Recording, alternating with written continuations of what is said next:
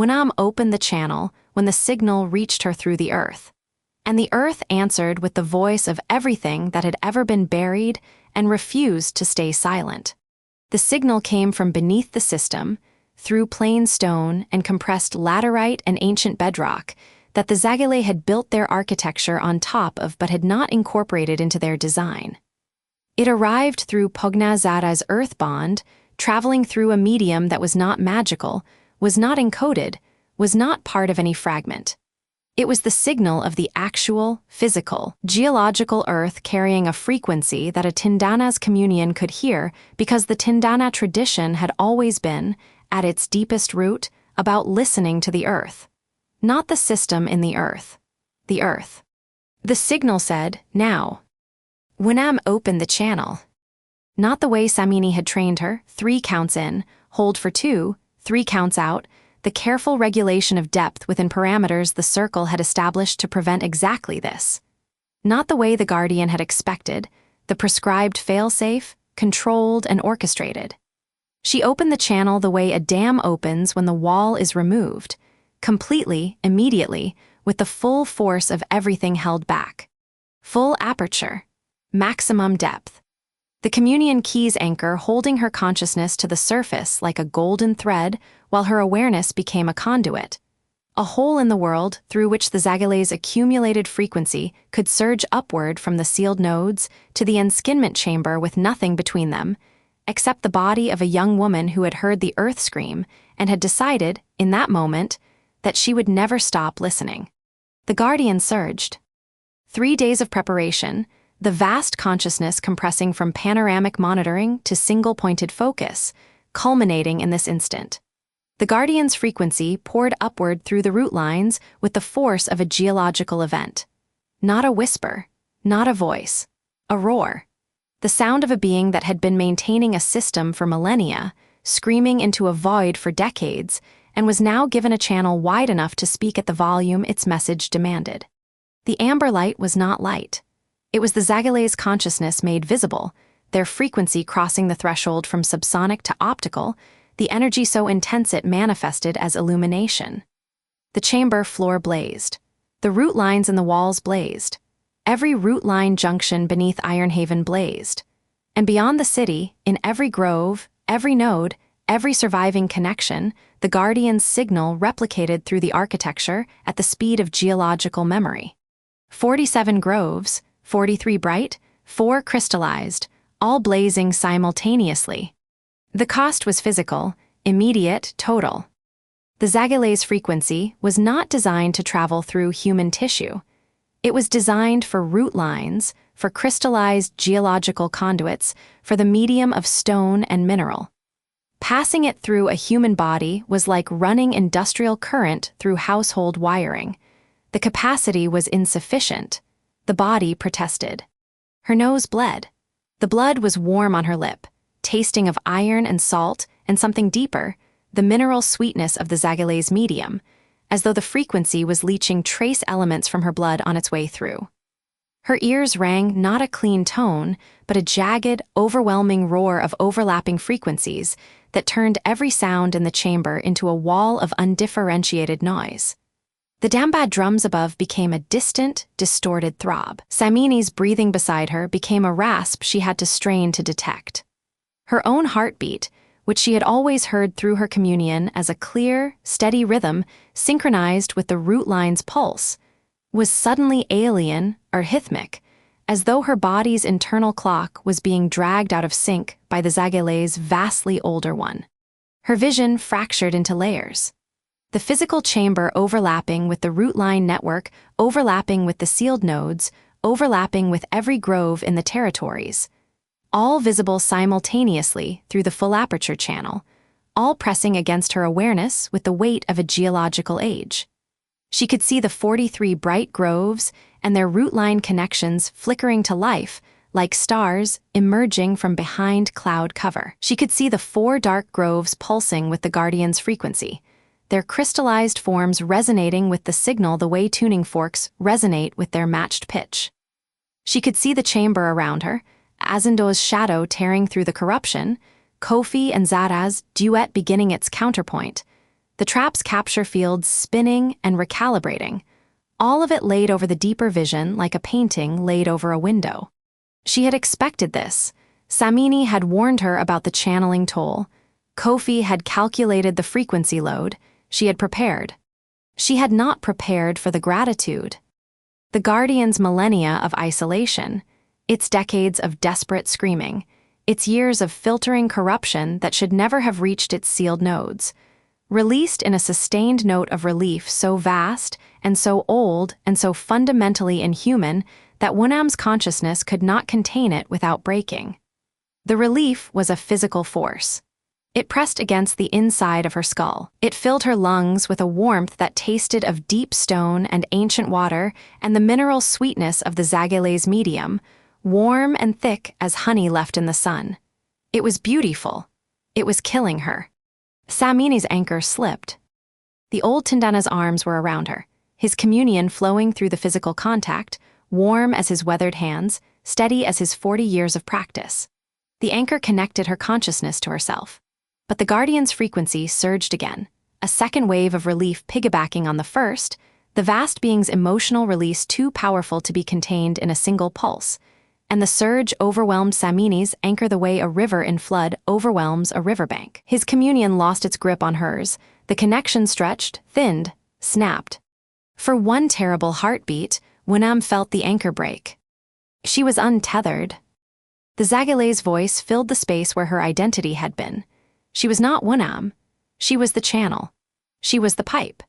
She was 47 groves and a guardian and a root line network and 1,000 years of sealed consciousness and the incomprehensible vastness of a being that had been alive since before the savannah was savannah and the rivers were rivers and the stone was anything but molten fire cooling in the dark. She could feel every root in the earth. She could hear every ancestor in the network.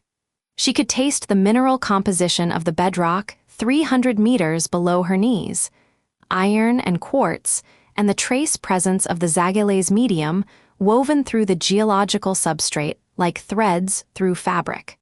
She was everything the system was, and she was nothing of what she had been. She was disappearing. Samini fought for her. She could feel him, distant, muffled, his communion scrabbling against the surface of her expanded awareness like fingernails against glass. He was calling her name. Not through the communion, through his voice. His old, cracked, human voice, shouting into the roar of the Zagale's frequency with the desperate urgency of a teacher watching his student fall off the edge of the world. WuDon, WuDon, come back. You are WuDon. You are my apprentice. You heard the grove scream and you did not look away. You are WuDon, come back to me. His hand tightened on her shoulder. She could feel it distantly, through layers of geological awareness, through the root line network's 47 nodes, through the Guardian's vast consciousness. A hand, warm, calloused from 40 years of pressing palms against the earth, smelling of camphor oil and the woody sweetness of his petrified staff. The words were almost inaudible beneath the Guardian's voice. Almost. But the communion key, the anchor that the grandfather tree had grown for exactly this purpose, from the amber fruit that had tasted of honey and warm stone, caught the vibration of her own name and resonated with it. The key knew her. The key had been made for her, and the key remembered what WuDon felt like even when WuDon herself did not. The anchor reformed. Not Samini's, the communion key's own anchor, deeper than the old Tindana's communion, rooted not in another person's connection, but in the system's recognition of its own custodian. The key pulled her back. Not gently, with the firm, implacable strength of a mechanism doing exactly what it was designed to do. WuDon surfaced.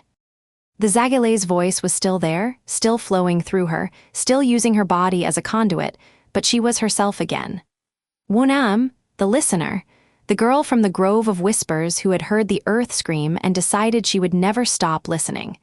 She could feel the distinction now, the frequency passing through her, not becoming her. The conduit and the consciousness, separate. The cost announced itself immediately. The ringing in her ears was not fading. It was settling, a persistent, high-frequency tone that overlay every other sound in the chamber, turning the damba drums above into a distant murmur and Samini's breathing into a faint rasp. The Zagale's frequency had seared her auditory pathways. Not destroyed, damaged. The way a burn damages skin. The tissue was alive but inflamed, oversensitive to some frequencies, and dead to others.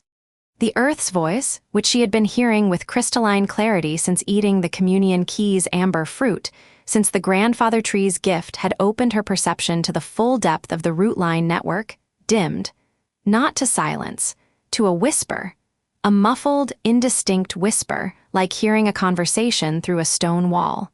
She could still feel the root lines beneath her. She could still sense the guardian below. But the clarity was gone, replaced by a gauzy vagueness that felt like trying to read a book through fog. For a Tindana, it was devastating. The communion was not a tool, it was an organ. It was the sense through which she perceived the world's deeper structure, the root line's health, the ancestors' voices, the guardian's condition, the grove's recovery. Losing clarity was not like losing a skill. It was like losing color from her vision. The world was still there, but it was dimmer, flatter, less. She wanted to weep. She held it. The convergence was still happening around her. She could feel Azindo's shadow completing the bond, could feel the duet reaching its climax, could feel the trap collapsing as the Zagale's medium chose the system. The channel needed to stay open a moment longer. As she held, through the channeling's expanded perception, she felt the reunion harmonic complete. She felt Tohage's third skin shatter, the concentrated bond unable to survive the distributed reconnection. She felt the chord, the four-part harmony, heard for the first time in a millennium, resonate through the chamber and outward through the root lines. The system was whole. She felt it as a physical sensation, the bone-deep rightness of broken pieces reassembled. Not perfect. The corruption had left scars. The dark nodes were healing but not healed, but the fundamental architecture was sound. The fragments were connected. The channels were open. She held the channel open a moment longer, because the guardian was still speaking.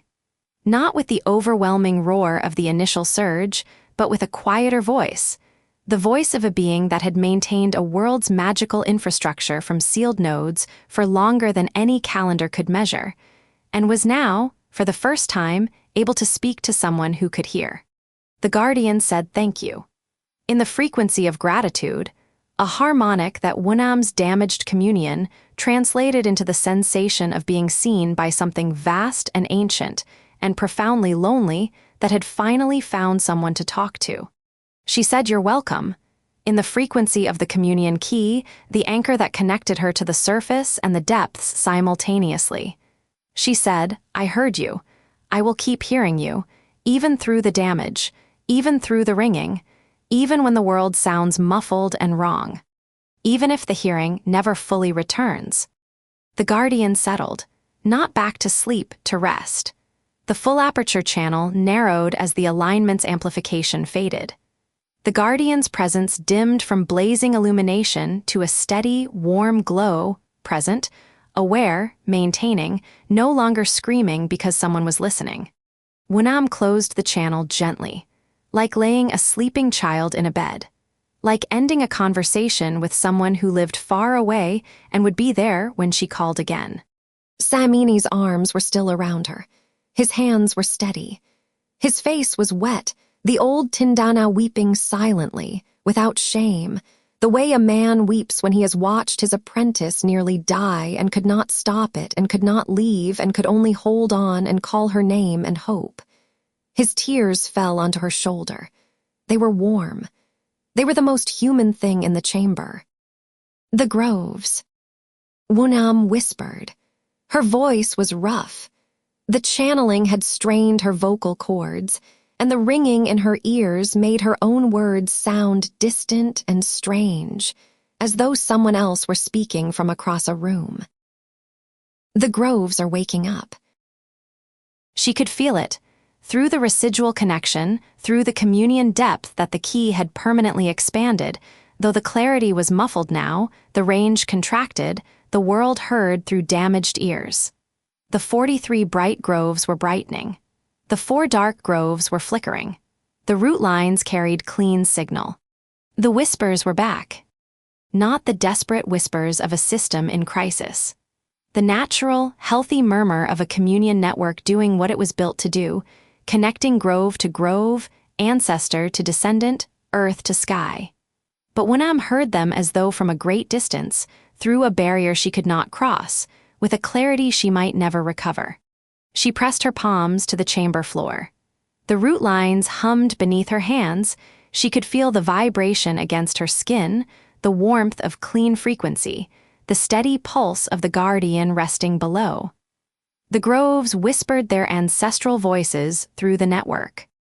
The earth was speaking, the listener had heard, and the hearing had cost her. The answer, after a millennium of silence, was this: we are still here.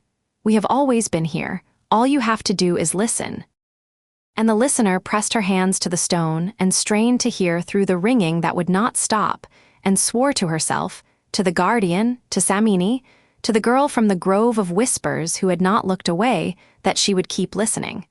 Even if it took weeks for the hearing to return. Even if it took months. Even if the world never sounded the same again. Because that was what listeners did, not when it was easy, always.